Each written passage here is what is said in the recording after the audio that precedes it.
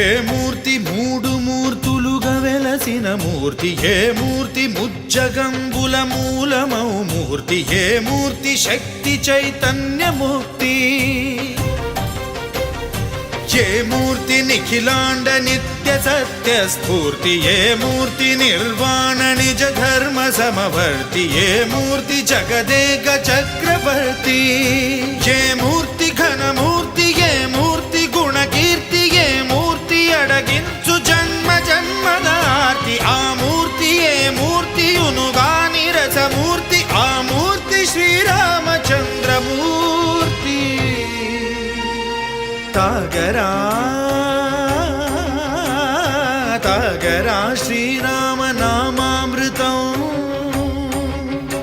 ఆ నామమే దాటించు భవసాగరం.